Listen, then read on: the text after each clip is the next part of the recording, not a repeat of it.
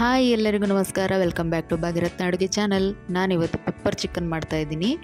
ಈ ರೆಸಿಪಿ ಅಂತೂ ತುಂಬಾ ಈಸಿ ಮಾಡ್ಕೊಳ್ಳೋದು. ಬನ್ನಿ ನೋಡೋಣ ಹೇಗೆ ಮಾಡೋದು ಅಂತ. ಮೊದಲು ಸ್ಟವ್ ಅಂಟಿಸಿ ಒಂದು ಪಾತ್ರೆ ಇಟ್ಕೊಂಡಿದ್ದೀನಿ. ಅದಕ್ಕೆ 2 ಟೇಬಲ್ ಸ್ಪೂನ್ ಆಯಿಲ್ ಹಾಕ್ಬಿಟ್ಟು ಬಿಸಿ ಆಗೋದಕ್ಕೆ ಬಿಡ್ತಾಯಿದ್ದೀನಿ.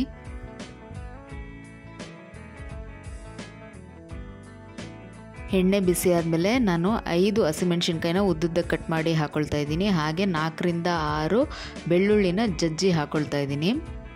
ಹಾಗೆ ಒಂದು ಉದ್ದುದ್ದಕ್ಕೆ ಕಟ್ ಮಾಡ್ಕೊಂಡಿರೋ ಅಂಥ ಈರುಳ್ಳಿನ ಹಾಕ್ಕೊಳ್ತಾ ಇದ್ದೀನಿ. ಹಾಗೆ 1/2 ಟೀ ಸ್ಪೂನು ಜಿಂಜರ್ ಗಾರ್ಲಿಕ್ ಪೇಸ್ಟ್ನ ಹಾಕ್ಕೊಳ್ತಾ ಇದ್ದೀನಿ. ಇದನ್ನು ಹಾಕ್ಕೊಂಡು ಚೆನ್ನಾಗಿ ಫ್ರೈ ಮಾಡ್ಕೊಳ್ಳೋಣ. ಆ ಶುಂಠಿ ಬೆಳ್ಳುಳ್ಳಿ ಪೇಸ್ಟ್ದು ಹಸಿ ವಾಸನೆ ಹೋಗೋವರೆಗೂ ನಾವು ಚೆನ್ನಾಗಿ ಫ್ರೈ ಮಾಡ್ಕೊಳ್ಬೇಕಾಗತ್ತೆ ಇಲ್ಲಿ. ಇವಾಗ ಮನೆಯಲ್ಲಿ ಯಾರು ನಾನ್ ವೆಜ್ ಅಂದರೆ ಇಷ್ಟಪಡ್ತಾರೆ, ಅದರಲ್ಲೂ ಚಿಕನ್ ಯಾರು ತುಂಬ ಇಷ್ಟಪಡ್ತಾರೆ, ಅವ್ರಿಗೆ ಈ ರೆಸಿಪಿನ ಮಾಡಿಕೊಟ್ರೆ ತುಂಬಾ ಇಷ್ಟಪಟ್ಟು ತಿಂತಾರೆ. ನಾನೀಗ ಒಂದು ಚಿಕ್ಕ ಟೊಮೊಟೊನ ಸಣ್ಣದಾಗಿ ಕಟ್ ಮಾಡಿ ಹಾಕ್ಕೊಳ್ತಾ ಇದ್ದೀನಿ. ಅದನ್ನು ಚೆನ್ನಾಗಿ ಫ್ರೈ ಮಾಡ್ಕೊಳ್ಳೋಣ. ಟೊಮೊಟೊ ಬೇಯೋದಕ್ಕೆ ನಾನು ಸ್ವಲ್ಪ ಉಪ್ಪನ್ನು ಹಾಕ್ಕೊಳ್ತಾ ಇದ್ದೀನಿ. ಈ ರೆಸಿಪಿ ತುಂಬಾ ಈಸಿ ಇರೋದ್ರಿಂದ ಹೊಸದಾಗಿ ಅಡುಗೆ ಕಲಿಯೋರಿಗೂ ತುಂಬಾ ಈಸಿ, ಬೇಗ ಅವರು ಮಾಡ್ಕೊಳ್ಬೋದು. ಯಾಕಂದರೆ ಜಾಸ್ತಿ ಇಂಗ್ರೀಡಿಯೆಂಟ್ಸ್ ಯೂಸ್ ಮಾಡೋದಿಲ್ಲ, ಕಮ್ಮಿ ಐಟಮ್ಸಲ್ಲೇ ನಾವು ಒಳ್ಳೆ ಟೇಸ್ಟಿಯಾಗಿರೋ ಪೆಪ್ಪರ್ ಚಿಕನ್ನ ಮಾಡ್ಕೊಳ್ಬೋದು.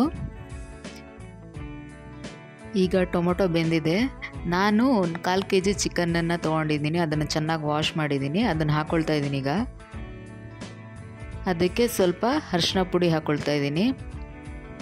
ಹಾಗೆಯೇ ಉಪ್ಪನ್ನು ಸೇರಿಸ್ಕೊಳ್ತಾ ಇದ್ದೀನಿ ಇಲ್ಲಿ. ಇದಿಷ್ಟು ಹಾಕ್ಕೊಂಡಾದ್ಮೇಲೆ ಚೆನ್ನಾಗಿ ಮಿಕ್ಸ್ ಮಾಡಿಕೊಂಡು ಸ್ವಲ್ಪ ಹೊತ್ತು ಫ್ರೈ ಮಾಡ್ಕೊಳ್ಳೋಣ.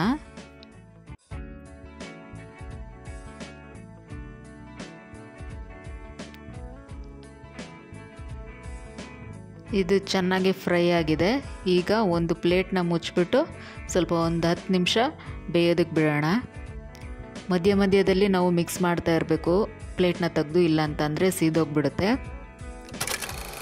ನೋಡಿ 10 ನಿಮಿಷ ಆದಮೇಲೆ ಪ್ಲೇಟ್ನ ಓಪನ್ ಮಾಡ್ತಾ ಇದ್ದೀನಿ. ನೋಡಿ ಇಷ್ಟು ಬೆಂದಿದೆ.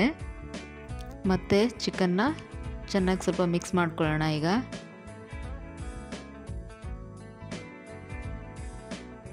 ಈ ಪೆಪ್ಪರ್ ಚಿಕನ್ ಸೈಡ್ ಡಿಶ್ ಆಗಿ ತುಂಬಾ ಚೆನ್ನಾಗಿರುತ್ತೆ.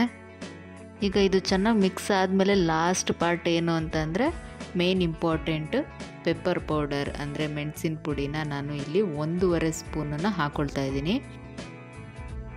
ಈಗ ಚೆನ್ನಾಗಿ ಇದನ್ನು ಮಿಕ್ಸ್ ಮಾಡ್ಕೊಳ್ಳೋಣ. ತುಂಬಾ ಚೆನ್ನಾಗಿರುತ್ತೆ ಈ ರೆಸಿಪಿ. ಚಿಕ್ಕ ಮಕ್ಕಳು ಕೂಡ ತಿನ್ಬೋದು. ಜಾಸ್ತಿ ಏನು ಸ್ಪೈಸಿ ಇರಲ್ಲ, ಏನೂ ಇರಲ್ಲ. ಎಲ್ಲರಿಗೂ ಇಷ್ಟ ಆಗೋವಂಥದ್ದು ಇದು. ಸ್ಪೈಸ್ ಬೇಕು ಅಂತಂದರೆ ಇನ್ನೂ ಜಾಸ್ತಿ ಸ್ವಲ್ಪ ಪೆಪ್ಪರ್ ಪೌಡರ್ನ ಹಾಕ್ಕೊಂಡ್ರೆ ಖಾರ ಇರುತ್ತೆ.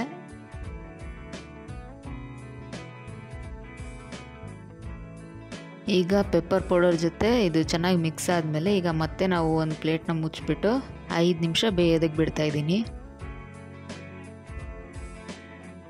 5 ನಿಮಿಷ ಆಗಿದೆ. ಈಗ ನೋಡಿ ಪ್ಲೇಟ್ ಓಪನ್ ಮಾಡ್ತಾಯಿದ್ದೀನಿ. ಚಿಕನ್ ತುಂಬಾ ಚೆನ್ನಾಗಿ ಬೆಂದಿದೆ. ಈಗ ಲಾಸ್ಟ್ ಸ್ಟೆಪ್ಪು ಕೊತ್ತಂಬರಿ ಸೊಪ್ಪನ್ನ ಮೇಲೆ ಉದುರಿಸ್ಬಿಟ್ಟು ಮಿಕ್ಸ್ ಮಾಡಿಕೊಂಡ್ರೆ ಬಿಸಿ ಬಿಸಿ ಟೇಸ್ಟಿಯಾಗಿರೋ ಪೆಪ್ಪರ್ ಚಿಕನ್ ರೆಡಿ. ಈಗ ಈ ಪೆಪ್ಪರ್ ಚಿಕನನ್ನು ಸರ್ವಿಂಗ್ ಪ್ಲೇಟಿಗೆ ಹಾಕ್ಕೊಳ್ತಾ ಇದ್ದೀನಿ. ನೋಡಿದ್ರಲ್ಲ, ಇಷ್ಟೇ ಸುಲಭವಾಗಿ ಹೇಗೆ ಪೆಪ್ಪರ್ ಚಿಕನ್ನ ಮಾಡೋದು ಅಂತ ಈ ವಿಡಿಯೋದಲ್ಲಿ ನೋಡಿದ್ರಿ. ತುಂಬಾ ಚೆನ್ನಾಗಿರುತ್ತೆ. ನೀವು ನಿಮ್ಮ ಮನೇಲಿ ಒಂದ್ಸರಿ ಟ್ರೈ ಮಾಡಿ, ಹೇಗಿತ್ತು ಅಂತ ಕಾಮೆಂಟ್ಸಲ್ಲಿ ತಿಳಿಸಿ. ನಿಮಗೆ ಈ ವಿಡಿಯೋ ಇಷ್ಟ ಆಗಿದರೆ ಲೈಕ್ ಮಾಡಿ, ಶೇರ್ ಮಾಡಿ, ಕಮೆಂಟ್ ಮಾಡಿ. ಹಾಗೆ ಸಬ್ಸ್ಕ್ರೈಬ್ ಮಾಡ್ಕೊಳ್ಳಿ. ಬೆಲ್ ಐಕಾನ್ನ ಕ್ಲಿಕ್ ಮಾಡೋದನ್ನು ಮರಿಬೇಡಿ. ಎಲ್ಲರಿಗೂ ಧನ್ಯವಾದಗಳು.